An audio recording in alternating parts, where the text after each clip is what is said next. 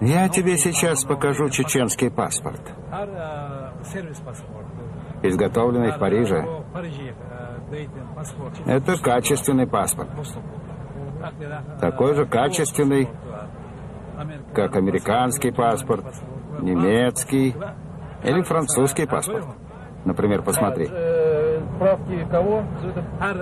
Это Джохар Дудаев написал. Он написал, что тут кое-что нужно добавить на чеченском языке.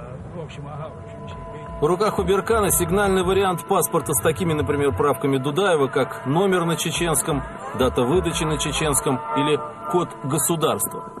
Что же касается чеченских денег, то по каким-то причинам печатать их на тех же станках, на которых в Стамбуле производились фальшивые американские доллары, Беркан отказывается. Банкноты, а Беркан называет их чеченскими нахарами, печатают в Мюнхене.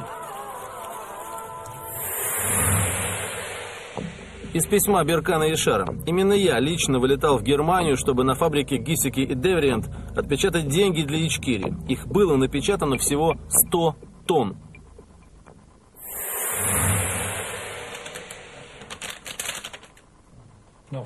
Чеченский волк.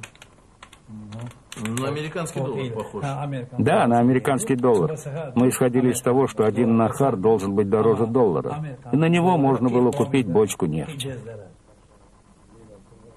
Чеченские нахары действительно очень похожи по дизайну на американские доллары. В Мюнхене были изготовлены купюры почти советского, по сути, номинала. 1, 3, 5 и 20 нахаров.